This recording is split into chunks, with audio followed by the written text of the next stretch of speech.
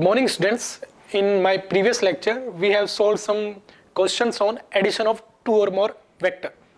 इनमें हमने दो वेक्टर को सिंपल मेथड से और एक स्मार्ट मेथड यानी जिसमें हमने कंपोनेंट लेना सीखा था, कंपोनेंट से तरीके से जोड़ा था और सिंपल मेथड से हमने जोड़ा था। सिंपल मेथड में हमने ट्रायंगल एडिशन, समझे ना, ट्रायंगल लो एडिशन से चीजों को जोड़ा था, दो और दो से ज्यादा वेक्टर को। कैसे? ट्रायंगल लो एडिशन में क्या किया था हमने कि पहले एक वेक्टर को लेते हैं फिर दूसरे वेक्टर को शिफ्ट करते हैं विदाउट डायरेक्शन और मैग्नीट्यूड चेंज किए बिना, और हम पहले दिए गए वेक्टर के हेड पर दूसरा दिया गया वेक्टर का टेल रखते हैं, फिर तीसरे वेक्टर के टेल को दूसरे वेक्टर के हेड पे रखते हैं, और इस प्रकार से जितने भी वेक्टर हमें दिए जाए इसी प्रकार से हम नेक्स्ट वाले वेक्टर की टेल को पहले वाले वेक्टर के हेड पे रखते हैं और जोड़ते जाते हैं। और इस प्रकार से जो फाइनल हेड आता है उसको इनिशियल टेल से कंप्लीटली ऐड कर देते हैं, वो हमारा रिजल्टेंट आता है। ये मैंने कल आपको समझाया था स्मार्ट मेथड में, जिसमें मैंने बोला था कि हम कंपोनेंट से अगर क्वेश्चन को सोल्व करते हैं, जैसे कि मान लेते हैं हमारे पास तीन वेक्टर हैं, उन तीनों वेक्टर के हम कंपोनेंट किसी दो दी गई डायरेक्शन में ले लें, तो कंपोनेंट मेथड से यदि हम वेक्टर का एडिशन करते हैं तो बहुत जल्दी से आंसर आता है। इसलिए मैं इसके लिए वर्ड भी यूज करता हूं स्मार्ट मेथड, समझे? तो आज जो हम स्टडी करेंगे वो करेंगे हम सब्सट्रैक्शन ऑफ टू वेक्टर, दो वेक्टर को किस प्रकार से घटाते हैं ये आज हम सीखेंगे, समझे? तो मैं स्टार्ट करने जा रहा हूं। सब्सट्रैक्शन ऑफ टू वेक्टर, दो वेक्टर को किस प्रकार से हम घटाते हैं। फिर से मैं वही बात करूंगा कि आपको दो वेक्टर किस तरीके से दिए गए हैं, किस फॉर्म में दिए गए हैं। मैंने बताया था आपको कि वेक्टर को रिप्रेजेंट करने के दो तरीके होते हैं, आईजेके मेथड और सिंपल मेथड। यदि आपको ये जो दो वेक्टर की बात मैं कर रहा हूं ये आईजेके मेथड में दिए गए हैं तो घटाने का तरीका अलग होता है, और यदि सिंपल मेथड की तरीके से ये दिए गए हैं तो घटाने का तरीका अलग होता है। तो मैं दोनों ही तरीके से आपको सब्सट्रैक्शन समझाने जा रहा हूं। देखो मैं यहां टेबल बना लेता हूं। कैसे? इस प्रकार से कि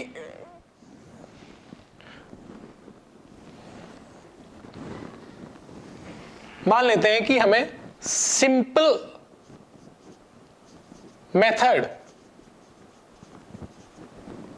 सिंपल मेथड का नाम सिंपल है सिर्फ, लेकिन इसमें कैलकुलेशन ज्यादा होती है, समझे? लेकिन आईजेके मेथड अजीब चीज लगती है क्योंकि ये आपके लिए नहीं है,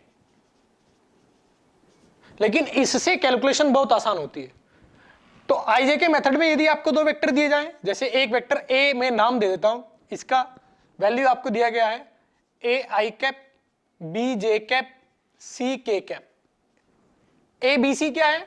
कोई भी नंबर हो सकते हैं, 1 2 3 4 5 0 -1 2 3 -2 -3 कुछ भी हो सकता है, ये रियल नंबर, समझे? अब बी की बात करते हैं। इसमें भी मेरे को दिया गया है एक्स आई प्लस वाई जे प्लस जेड के। ये आई जे के क्या है? यूनिट वेक्टर, जो हमें किसी पर्टिकुलर डायरेक्शन की डायरेक्शन को प्रदर्शित करते हैं। एक्स वाई जेड क्या है? यहाँ numbers, real number, -1 -2 -3 1 2 3 0, clear? X Y Z, ऐसे ही एबीसी। तो इस प्रकार से मुझे दो वेक्टर दिए गए हैं आईजेके मेथड में। ये आप जानते हैं कि आईजेके क्या दर्शाता है। तो यहां यदि आप चाहते हैं कि a माइनस बी किस प्रकार से कैलकुलेट किया जाए, ये कैलकुलेट करना चाहते हैं आप, तो बड़ा आसान है। क्या करो, आई जे के वाली फॉर्म को यहां लिख लेते हैं, उसमें से घटा देते हैं b की आई जे के वाली फॉर्म, समझे बच्चों? अब देखो ये आई कैप, ये आई कैप, इस आई कैप में से ये आई कैप का जो मल्टीप्लायर है वो घट जाएगा, मतलब आई कैप कॉमन ले लेंगे, क्या बचेगा? ये बचेगा। अब b में से y जाएगा, j कैप, c में से z जाएगा, k कैप। तो जो आंसर मेरे पास आया a माइनस बी, वो भी किस फॉर्म में आया? एक रियल नंबर, दूसरी रियल नंबर, तीसरी रियल नंबर, मतलब ये कांस्टेंट है, a minus X, B minus Y, C minus Z. a minus X I cap, b minus Y J cap, c minus Z K cap. तो इसका मतलब यहां answer भी मेरे पास आई जे के फॉर्म में आया। क्लियर? यदि क्वेश्चन आपको आई जे के की फॉर्म में दिया गया है तो बेटा आपका आंसर भी आई जे के की फॉर्म में ही आएगा। अब यदि आप चाहते हैं कि आप इसका मैग्नीट्यूड बताएं, क्लियर, तो इसका मैग्नीट्यूड कैसे लिखा जाता है? a माइनस बी का मैग्नीट्यूड कैसे आएगा? a माइनस एक्स का स्क्वायर। जो भी मल्टीप्लायर हैं आई जे के उन सभी का हम स्क्वायर कर देते हैं और फिर उनको ऐड करके रूट ले लेते हैं। इससे हमारे पास क्या आता है? इससे हमारे पास मैग्नीट्यूड आ जाता है। क्या आ जाता है? मैग्नीट्यूड a माइनस बी का। समझे बच्चों? तो आईजेके मेथड में हमने ये पाया कि सब्सट्रैक्शन बहुत आसान है। सिंपल क्या कर रहे हैं हम? अलजेब्रिक सब्सट्रैक्शन कर देना है, सिर्फ एक नोटेशन यूज करना है। जो नई बात है हमारे लिए आईजेके लगाते जाना है। क्लियर?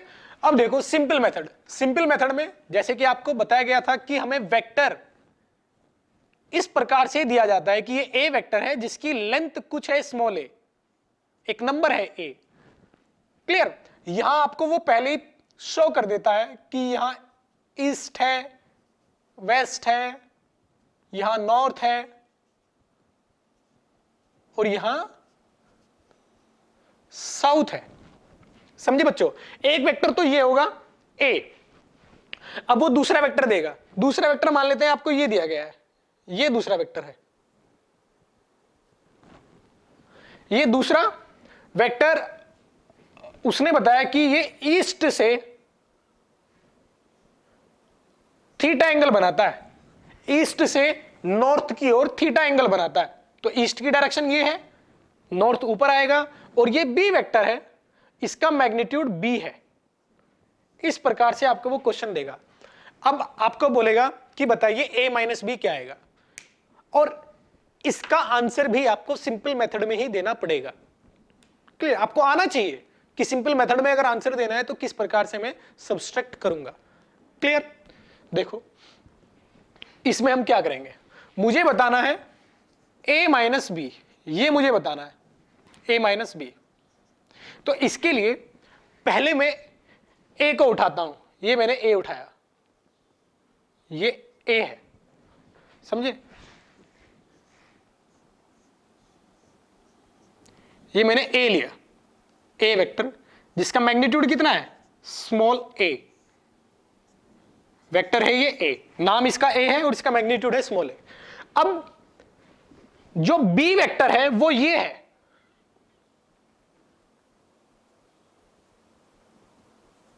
ये बच्चों b वेक्टर है जिसकी लेंथ b है और नाम इसका है b वेक्टर। b वेक्टर इसका नाम है, इसकी लेंथ b है। अब मुझे सब्सट्रैक्ट करना है। तो तरीका क्या होता है कि आप b वेक्टर अगर मुझे जोड़ना होता, a में b को जोड़ना होता, तो b वेक्टर की टेल को a वेक्टर की हेड पे रख देता और फिर ऐसे मिला देता। समझे ना? इस पहले वेक्टर की टेल को लास्ट वेक्टर की हेड से मिला देता, तो यहां एडिशन के बाद, यहां से यहां जोड़ने के बाद जो मेरे पास आता वो एडिशन का रिजल्टेंट आता। लेकिन मुझे इस बार एडिशन नहीं करना है, मुझे सब्सट्रैक्शन करना है। तो इसका मेथड क्या होता है कि जो b आपने यहां ऐसे ही जस्ट शिफ्ट किया, उसको अपोजिट, उसके जस्ट अपोजिट यहां लिख दें। कैसे? ऐसे देखो, ऐसे अपोजिट लिख दें। समझे? ये अपोजिट कर दिया मैंने।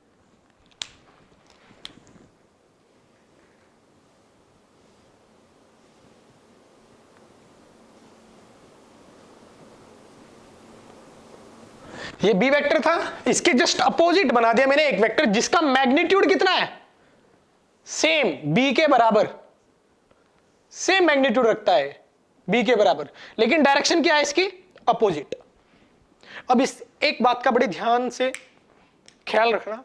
क्या बात है कि जब कभी भी वेक्टर को मैं अपोजिट करता हूं, जस्ट डायरेक्शन में अपोजिट करता हूं, तो उस वेक्टर में माइनस आ जाता है। मतलब उसको अगर मैं प्रदर्शित करना चाहता हूं, उसका नाम देना चाहता हूं, तो माइनस लगा देता हूं।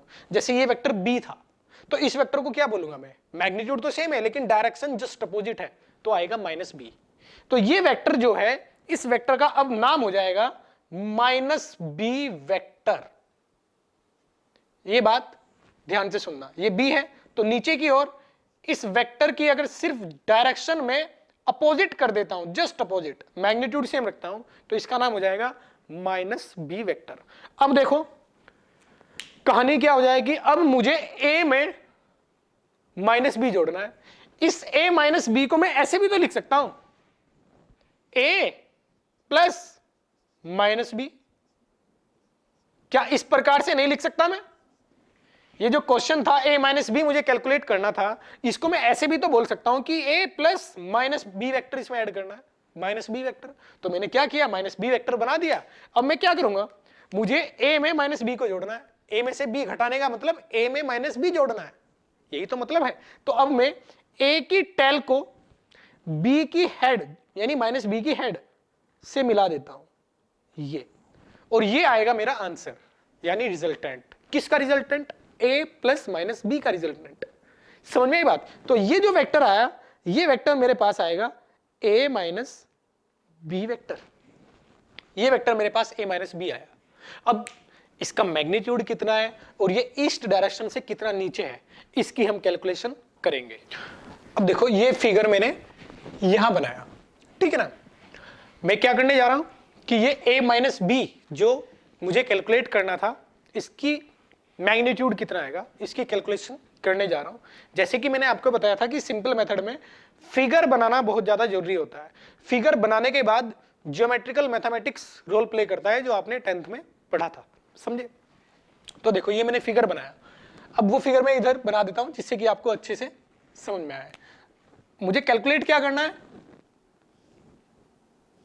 ये वेक्टर मुझे कैलकुलेट करना है, क्योंकि ये वेक्टर ही क्या है, ये वेक्टर है, ये वेक्टर प्लस इस वेक्टर का एडिशन, और ये वेक्टर कौन है, माइनस बी। ये वेक्टर भी है, इसकी अगर मैं मैग्नीट्यूड सेम रखते हुए, मैग्नीट्यूड किसी वेक्टर की होती है लेंथ, समझे ना, वेक्टर के मैग्नीट्यूड को हम लेंथ से ही प्रदर्शित करते हैं। तो ये लेंथ सेम रखते हुए डायरेक्शन जस्ट अपोजिट कर देता हूं तो माइनस आ जाता है, ये मैंने आपको बताया। तो बेटा ये जो वेक्टर है ये ए और माइनस बी का एडिशन है, मतलब ये वेक्टर है मेरे पास ए माइनस बी। समझे बच्चों? अब मुझे ये लेंथ बतानी है कि ये लेंथ कितनी है। इसके लिए मैं क्या करूंगा, इस फिगर को थोड़ा अच्छे से देखते हैं। देखो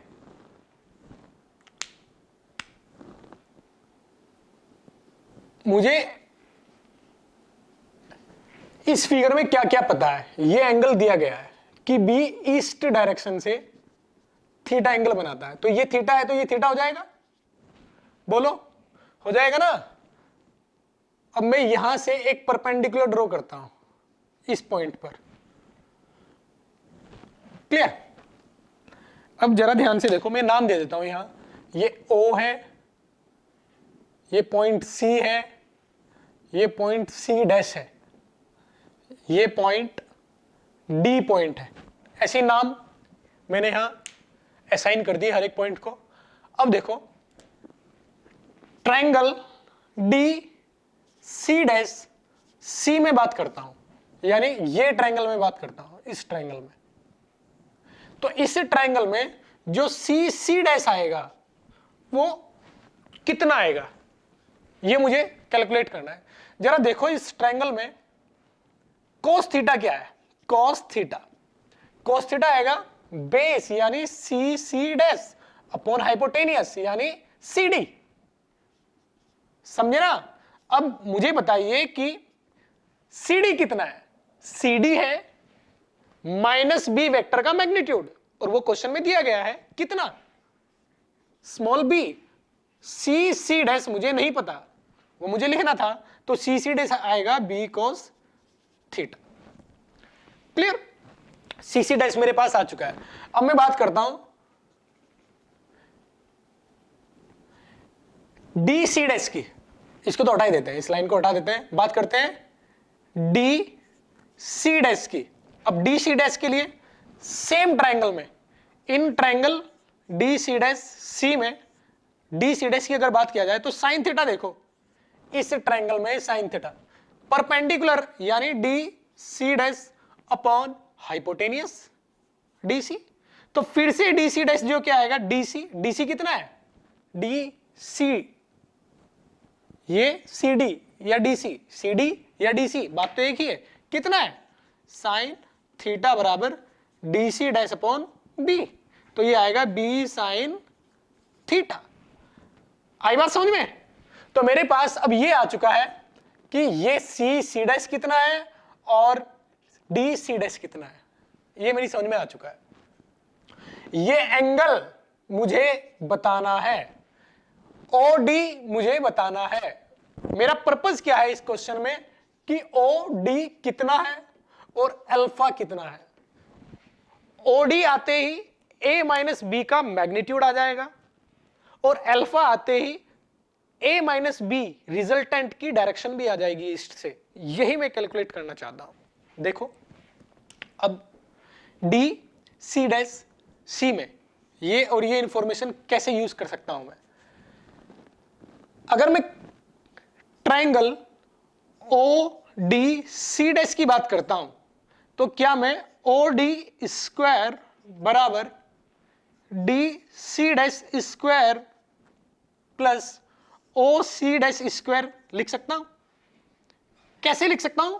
पाइथागोरस थ्योरम से। ये राइट एंगल ट्रायंगल है, हाइपोटेनियस का स्क्वायर बराबर आएगा डी सी डैश का स्क्वायर प्लस ओ सी डैश का स्क्वायर, आएगा नहीं आएगा? तो यहां से ओडी स्क्वायर, ओडी क्या है, ए माइनस बी वेक्टर का मैग्नीट्यूड का square, DC dash square, DC dash यानी ये बी साइन थीटा का स्क्वायर प्लस ओ सी डैश यानी ये सी सी डैश, ओ सी डैश, ओ सी डैश। अब मुझे ओ सी डैश तो नहीं पता, मुझे तो क्या पता है, सी सी डैश पता है मेरे को, ओ सी डैश थोड़ी ना पता है मेरे को। तो ओ सी डैश को क्या लिख सकता हूं मैं, इस लेंथ को, यानी यहां से लेके यहां तक की लेंथ को क्या लिख सकता हूं, कंप्लीट लेंथ माइनस ये लेंथ, तभी तो ये लेंथ आएगी। देखो ध्यान से, मुझे बतानी है ओ सी डैश, तो ओ सी डैश क्या है, टोटल लेंथ यानी ओ सी माइनस सी सी डैश, तो इसको लिख सकता हूं मैं ए, क्योंकि टोटल लेंथ है ए, माइनस सी सी डैश, सी सी डैश ये कितना है, बी कॉस थीटा। आई बात समझ में? ये लेंथ मुझे नहीं पता था, ये वाली लेंथ ये कैसे आई, टोटल में से ये घटा दी मैंने, तो ये बचेगी, ये लिख दिया है, समझे? अब इसको थोड़ा अच्छे से लिख लेते हैं, a square plus b square cos square theta आएगा, यहां से b square sine square theta आएगा, तो मैं बी कॉमन ले लूंगा तो बचेगा अंदर sign square theta cos square theta, और यहां आएगा माइनस 2ab कोस थीटा। इसको जब आप सॉल्व करोगे तो आपके सामने ये टर्म आ जाएगा। अब इसमें देखो a square plus b square ये तो 1 होता है, तो आएगा a square plus b square minus 2ab cos theta, a minus b का मोड का स्क्वायर, और यहां स्क्वायर को मैं रूट में लिख सकता हूं। तो मेरे पास जो फॉर्मूला आया वो आया ये फॉर्मूला, ए माइनस बी के मैग्नीट्यूड जो आएगा ए माइनस बी का, वो आएगा ए के मोड का स्क्वायर बी के मोड का square minus A B cos theta, समझे? अब देखो ये वही फॉर्मूला है जो मैंने एडिशन में प्रूव किया था। वहां क्या आया था, a square plus b square plus 2ab cos theta, a plus b में, यहां ए माइनस बी है तो यहां क्या है, माइनस, इतना सा फर्क पड़ा है। तो इसका मतलब यहां आप ये याद रख सकते हैं कि जो पहले फॉर्मूला आपको बताया गया था, कौन से वाला फॉर्मूला था वो, मैं दोबारा यहां आपको समझाता हूं एक बार, इसको रब कर देता हूं क्योंकि ये हमें समझ में आ चुका है। देखो एडिशन के लिए जो फॉर्मूला हमने प्रूव किया था वो फॉर्मूला ये आया था, ए प्लस बी के मोड का स्क्वायर आया था, ए के मोड का स्क्वायर प्लस बी के मोड का स्क्वायर प्लस 2a का मोड बी का मोड, दोनों के बीच का एंगल का रूट, ये आया था। बोलो आप यहां अगर कहना बताना चाहते हैं a माइनस बी का मोड क्या आएगा, तो इस सेम फॉर्मूले से आप कैलकुलेशन कर सकते हैं, क्योंकि हमने पाया a माइनस बी का आंसर क्या आता है, a के मोड का स्क्वायर बी के मोड का square minus 2ab cos theta. तो देखो अगर माइनस है a के मोड का स्क्वायर b के मोड का स्क्वायर प्लस 2a का मोड b का मोड, कोस में क्या लिख देंगे हम, कोस में लिख देंगे हम पाई माइनस थीटा, या डायरेक्ट यहां माइनस लिख सकते हैं। अगर यहां माइनस आता है तो आप यहां माइनस लिख सकते हैं। ये फॉर्मूला आप याद रखेंगे। एडिशन करना है तो यहां एडिशन आएगा, सब्सट्रैक्शन करना है तो यहां सब्सट्रैक्शन आ जाएगा, समझे, क्योंकि ये मुझे यहां से पता चला। अब मैंने अभी एक बात बोली थी कोस पाई माइनस थीटा, ये क्या होती है अभी बता। देखो मुझे यहां ये पता चलता है कि जो एडिशन है और सब्सट्रैक्शन है वो दो अलग अलग बातें नहीं है, वो एक ही बात है। अगर आप सब्सट्रैक्शन करना चाहते हैं तो वो भी आप एडिशन ही कर रहे हैं, समझे। किसका एडिशन कर रहे हैं, वो माइनस साइन है जो a माइनस बी को आप ऐसे समझे कि वो a प्लस माइनस बी है, यानी अब आप a में माइनस बी को जोड़ रहे हो। यानी ये नया क्वेश्चन नहीं है, नया टाइप नहीं है। जैसे मैंने बोला कि अब हम सब्सट्रैक्शन पढ़ेंगे, तो ये नई चीज नहीं है, पुरानी चीज है, बस इसमें थोड़ा सा एक चेंज है। वो चेंज क्या है कि वो माइनस आप b के साथ लें, अब माइनस b वेक्टर अलग से निकालें, उसको जोड़ो। तो जोड़ ही रहे हैं ना, एडिशन ही तो कर रहे हैं। जैसे कि वेक्टर a था, पहले हमारे पास वेक्टर a था, b इधर दिया गया था, मैंने क्या किया उस b से माइनस b निकाल दिया, तो अब एक नया वेक्टर है मेरे पास माइनस b, मुझे a में माइनस b जोड़ना है, वो क्या देगा मुझे a माइनस b। तो बेटा जोड़ ही तो रहा हूं मैं, तो क्या ये अलग चीज है, सेम चीज है। तो अगर ये सेम ही चीज है तो मैं अभी भी क्या लगाता हूं, एडिशन वाला फॉर्मूला लगाता हूं। एडिशन वाला यानी एक वेक्टर में यदि मैं जोड़ना चाहता हूं दूसरा वेक्टर, दूसरा वेक्टर कौन है माइनस b, तो इसके रिजल्टेंट का मोड क्या आएगा, कोई दिक्कत नहीं है। मैं क्या करूंगा, एडिशन वाला फॉर्मूला लगाता हूं। सब्सट्रैक्शन वाला फॉर्मूला आपको ऐसा लगेगा कि सब्सट्रैक्शन नई चीज है, नई चीज नहीं है।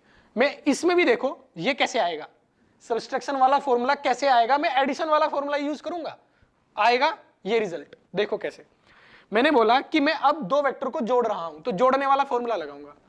a का मोड, a का मोड यानी a का मोड प्लस माइनस b का मोड, और माइनस b का मोड b के मोड के बराबर होता है।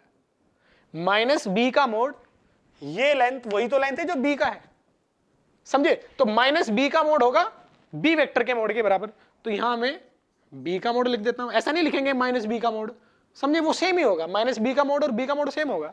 प्लस जो यहां कौन है b है, प्लस 2a का मोड माइनस b का मोड मतलब b का मोड कॉस। अब मुझे बताओ a और माइनस b ये जो वेक्टर हैं इनके बीच में एंगल कितना है, क्योंकि यहां जो लिखा जाता है वो इनके बीच का एंगल लिखा जाता है, समझे। तो अब देखो ये b वेक्टर है, मुझे यदि a और b के बीच का एंगल बताना है तो इस, सॉरी ये माइनस b वेक्टर है, इस माइनस b की में अगर मुझे एंगल पे कमेंट करना है तो इसकी टेल दोनों की एक जगह होनी चाहिए। अगर मुझे एंगल देखना है a और माइनस b के बीच में एंगल कितना है ये मुझे देखना है, मुझे ये तो पता है कि ये एंगल कितना है, ये एंगल थीटा है, क्योंकि मुझे दिया गया है कि जो b है वो ईस्ट से थीटा बनाता है, तो मुझे पता है ये थीटा है। लेकिन मुझे यहां क्या लिखना होता है, a और माइनस b के बीच का एंगल। जो दो वेक्टर आप जोड़ रहे हो, a में मैं माइनस b जोड़ रहा हूं, तो उन दोनों वेक्टर के बीच का एंगल यहां आता है। यानी इस वेक्टर और इस वेक्टर के बीच का एंगल क्या है, वो ये नहीं है, क्योंकि दो वेक्टर के बीच का एंगल हम कैसे कमेंट करते हैं, दोनों की टेल एक जगह हो या दोनों की हेड एक जगह हो। तो मैं इसकी टेल पहले वाले की टेल पे रख देता हूं। अब ये जो वेक्टर आएगा, ये वेक्टर हमें a और माइनस b वेक्टर के बीच का एंगल देगा, वो यहां रखना चाहिए। अब जरा देखो ये थीटा है तो ये एंगल थीटा होगा, तो ये क्या आएगा पाई माइनस थीटा। अगर ये थीटा है तो ये थीटा आएगा ना, ये एंगल थीटा आएगा, तो ये कितना आएगा, ये पाई माइनस थीटा। तो मुझे ये पता चला कि a और माइनस b वेक्टर, ये भी वेक्टर है माइनस b वेक्टर, तो ये भी तो माइनस b वेक्टर होगा। शिफ्ट कर दिया मैंने एंगल देखने के लिए, तो इसका मतलब मुझे यहां पाई माइनस थीटा रखना पड़ेगा, समझे ना। एडिशन वाला फॉर्मूला लगाऊंगा यदि मैं, तो अब इसको देखो ये क्या आया, a का मोड का स्क्वायर b के मोड का स्क्वायर प्लस 2ab कोस पाई माइनस थीटा होता है माइनस कोस थीटा, और माइनस आ जाएगा यहां, लिख देंगे कोस थीटा। ये 10th में आपने पढ़ा होगा, कोस पाई माइनस थीटा होता है माइनस कोस थीटा, तो कोस थीटा यहां माइनस आ जाएगा यहां, तो और यहां ये माइनस आके बाहर हो जाएगा, का मोड, ऊपर रूट होता है, यहां रूट लगा देंगे। तो देखो मैंने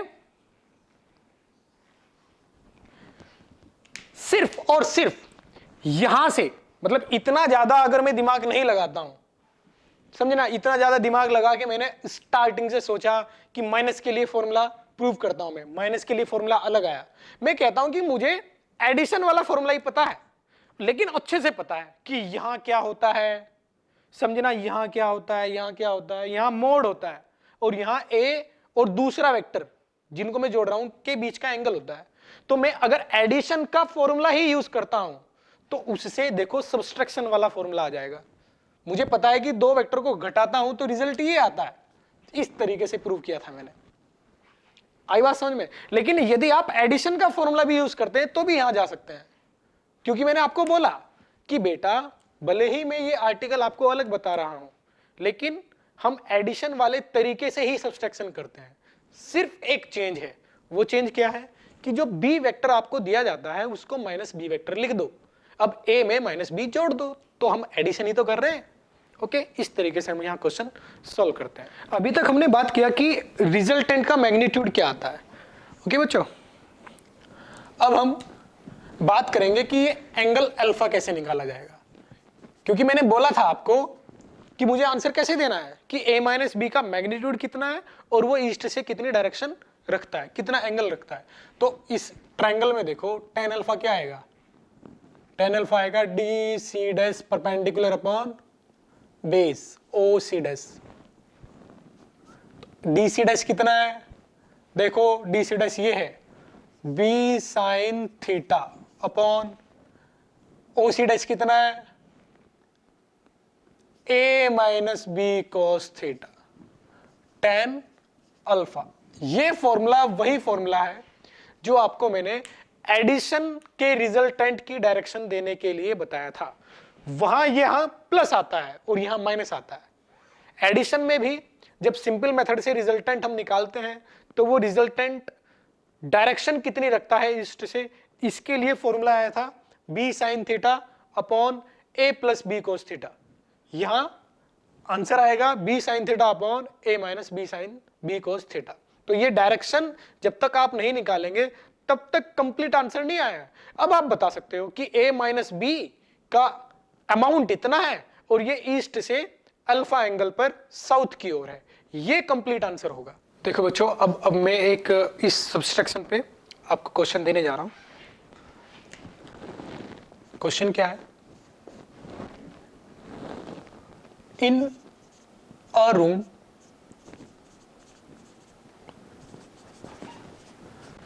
there are 10 children.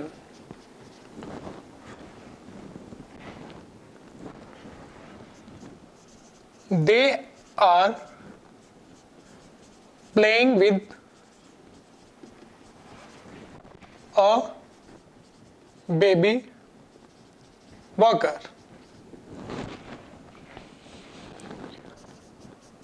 At an instant, they all are pulling the child walker, baby walker, with the same force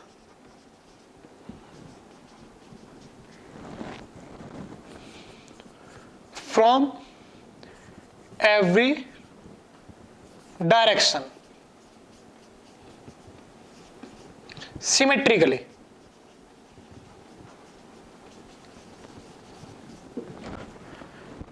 Now, if suddenly one of them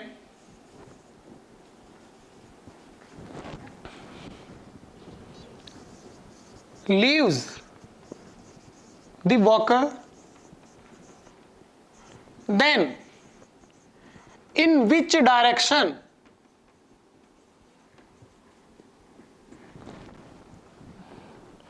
walker will move. समझा देता हूं मैं क्या बोल रहा हूं। एक रूम है, उसमें बेबी वॉकर है, 10 बच्चे खेल रहे हैं वहां, 10 के 10 सेम फोर्स लगाते हैं इक्वली, मतलब हर डायरेक्शन से इक्वली। अब हर डायरेक्शन से मतलब क्या है कि टोटल अगर मैं एंगल की बात करता हूं तो बेबी वॉकर अगर यहां रखा हुआ है तो टोटल एंगल इसके चारों ओर कितना आएगा, 360। तो हर एक बच्चा एक दूसरे से 36 डिग्री पर बेबी वॉकर को अपनी ओर खींच रहा है। समझे किस प्रकार से? ऐसे यहां फिगर बना देता हूं, ये मान लेते हैं कि ये बेबी वॉकर है, समझे? तो बच्चा किस प्रकार से खींच रहे हैं, ऐसे खींच रहे हैं। देखो 10 स्टूडेंट हैं ये,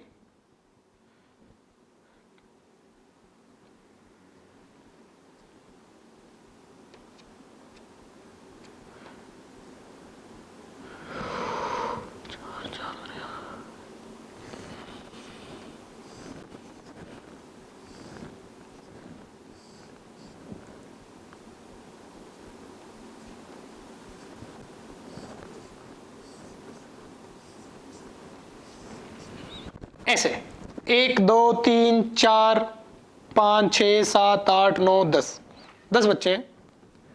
क्लियर? 1 2 3 4 5 6 7, नाम दे देता हूं इनको मैं। इस बेबी वॉकर को हर एक डायरेक्शन में ये 10 बच्चे अपनी ओर खींच रहे हैं। होता क्या है, सब फोर्स सेम लगा रहे हैं, तो क्या ये चलेगा किसी भी डायरेक्शन में? इनिशियली सब सेम फोर्स लगा रहे हैं, और देखो ये इस प्रकार से लगा रहे हैं कि सिमेट्रिकली फोर्स लग रहा है, मतलब इसके जस्ट अपोजिट ये है, इसके जस्ट अपोजिट ये है, इसके जस्ट अपोजिट ये है, इसके अपोजिट ये है, और इसके अपोजिट ये है। तो ये सब एक दूसरे को कैंसिल आउट कर देंगे क्योंकि ये पेयर में है। इसके कैंसिलेशन के लिए ये है, इसके कैंसिलेशन के लिए है, इसके लिए ये, इसके लिए ये है, और इसके लिए ये, तो सब कैंसिल आउट एक दूसरे को कर देंगे क्योंकि सेम फोर्स है, अपोजिट डायरेक्शन में है। तो यदि सभी फोर्स लगाते हैं सिमेट्रिकली सेम, तो बेटा बेबी वॉकर कहीं नहीं जाएगा। लेकिन अगर एक बच्चा उनमें से बेबी वॉकर को छोड़ देता है, यहां से बेबी वॉकर को एक बच्चा छोड़ देता है, तो ये अब चलेगा क्या नहीं चलेगा, और चलेगा तो किस डायरेक्शन में चलेगा, ये क्वेश्चन है। बड़ा आसान है। इनिशियली मुझे पता है कि एक पॉइंट पर जो फोर्स लग रहे हैं वो टोटल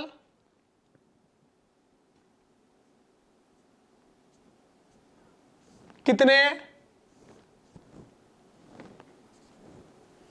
सेम है, और अमाउंट में 10 हैं, उनके नंबर 10 हैं, इस प्रकार से लग रहे हैं।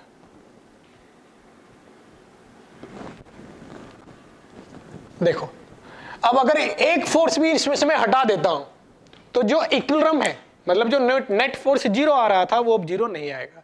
इसका मतलब बेबी वॉकर अब चलना स्टार्ट कर देगा। आप प्रैक्टिकली ये चीज सोचते थे, यदि ये बच्चा जो फर्स्ट बच्चा है ये फोर्स हटा दे, यानी अब अगर सिचुएशन नहीं क्या हो जाए, ये सिचुएशन हो जाए,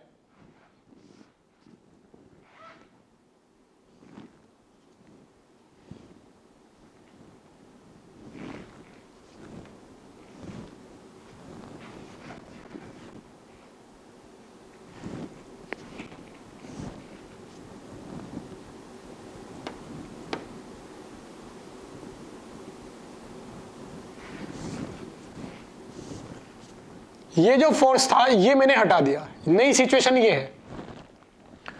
after living by one child, ये फिगर आपको देखने को मिलेगा इस बेबी वॉकर का।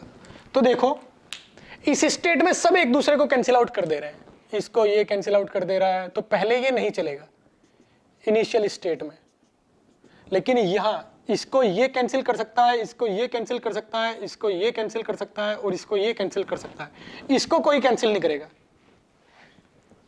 तो रिजल्टेंट मोशन जो आएगा बेबी वॉकर का वो किधर आएगा, इधर आएगा, इस डायरेक्शन में। और ये डायरेक्शन कौन सी है, ये वो डायरेक्शन है जो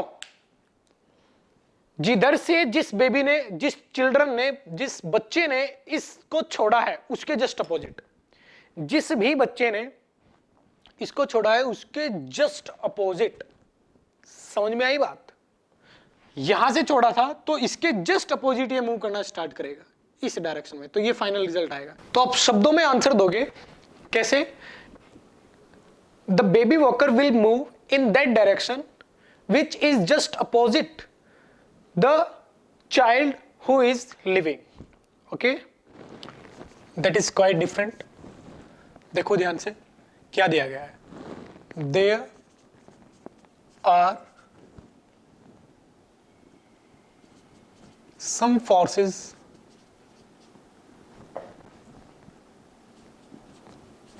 applied on a point. There are some forces applied on a point. The resultant of these forces is in northeast direction, is in northeast direction। अच्छा क्वेश्चन है, ध्यान से समझना। is in northeast direction if a force which is in direction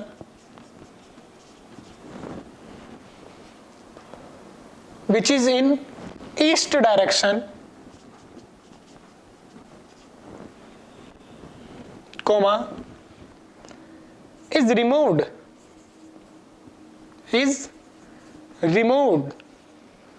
from the given point, then what will be the new direction of resultant। ध्यान से समझना क्या दिया गया है और क्या बताना है। उन्होंने मुझे बोला, सॉल्यूशन बता रहा हूं मैं आपको, कि एक पॉइंट पर बहुत सारे फोर्स हैं। मुझे कुछ नहीं बोला कि वो कितने सारे हैं, उनका अमाउंट सेम है या अलग अलग है, ये भी नहीं बोला है, इसलिए ये अच्छा क्वेश्चन है। समझे? बहुत सारे फोर्स हैं, उनके अमाउंट भी मेरे को नहीं पता है, वो किस तरीके से लग रहे हैं ये भी मेरे को नहीं पता है। बस मुझे ये बताया गया है कि सभी फोर्सेस का जो रिजल्टेंट है वो नॉर्थ ईस्ट डायरेक्शन में आता है। तो मुझे यहां स्पेसिफाई कर देना चाहिए कि नॉर्थ, साउथ, वेस्ट, ईस्ट। मुझे यहां स्पेसिफाई कर देना चाहिए कि डायरेक्शन किसको मैं ईस्ट और किसको मैं नॉर्थ मान रहा हूं। तो जो रिजल्टेंट है वो नॉर्थ ईस्ट में आने का मतलब क्या है? एकदम मिड में आ रहा है, यानी इस पॉइंट पर जो रिजल्टेंट आ रहा है वो ये आ रहा है।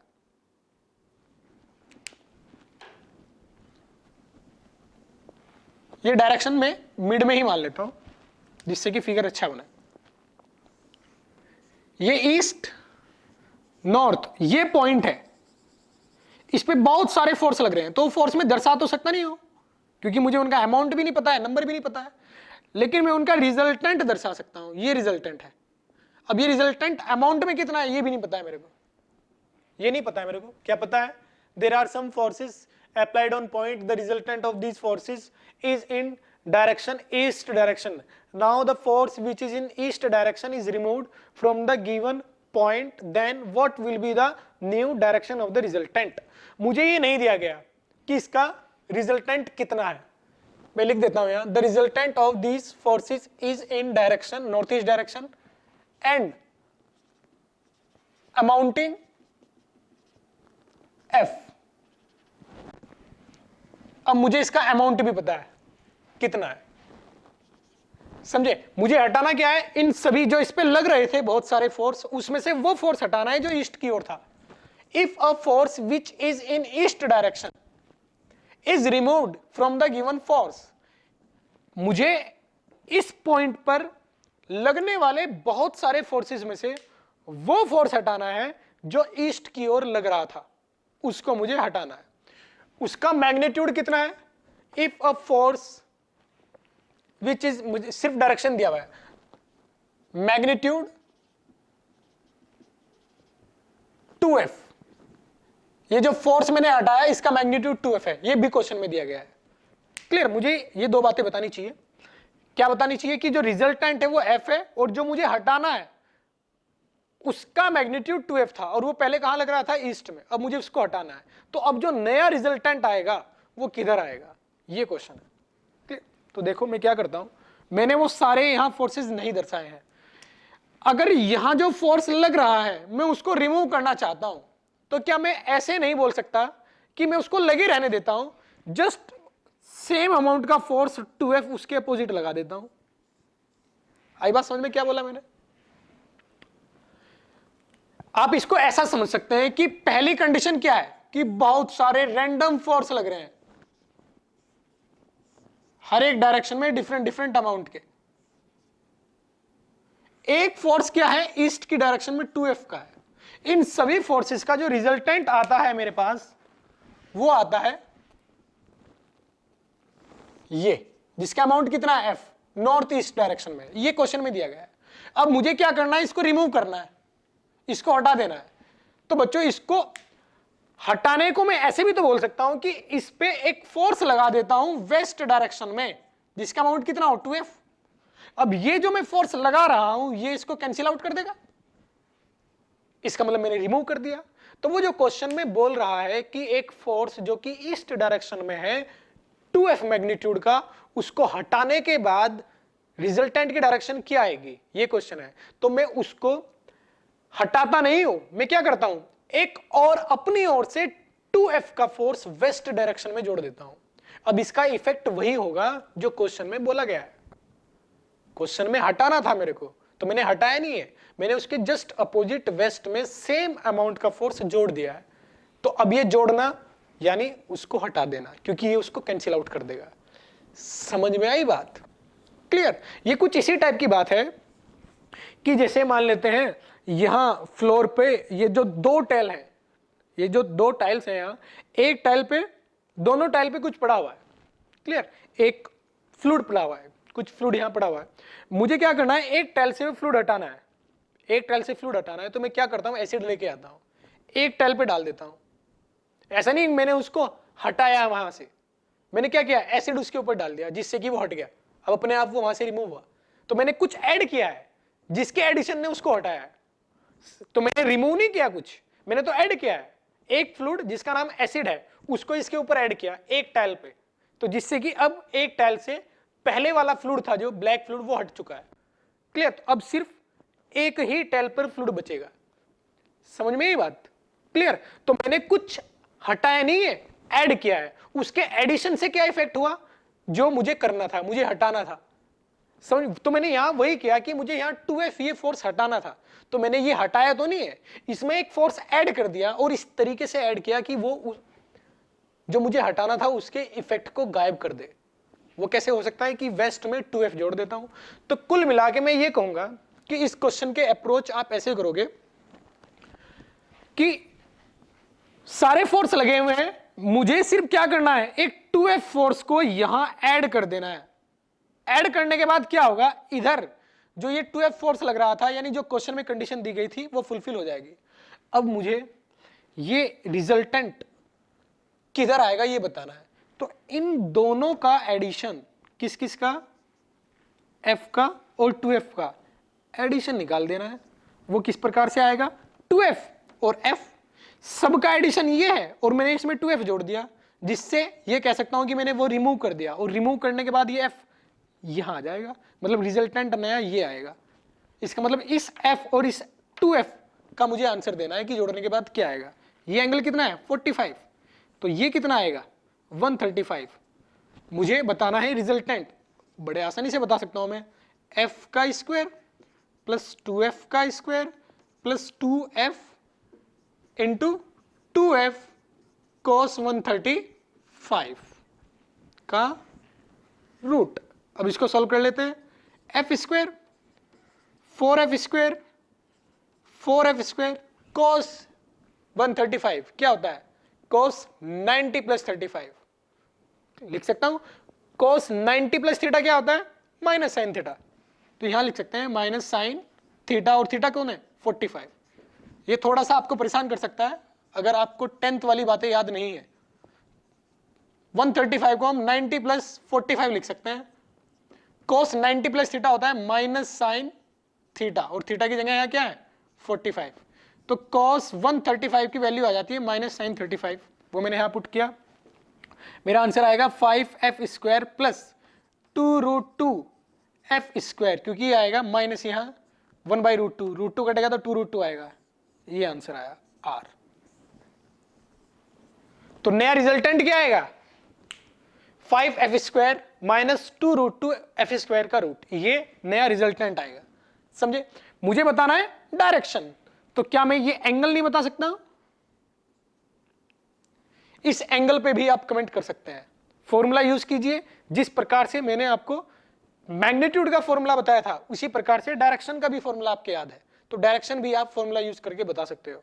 तो आपका होमवर्क ये रहेगा कि आप इस रिजल्टेंट की डायरेक्शन बताएं। नेक्स्ट लेक्चर में मैं आपको इसकी डायरेक्शन यानी ये एंगल कितना है, ये वाला एंगल अल्फा, इसको कैलकुलेट करना सिखाऊंगा।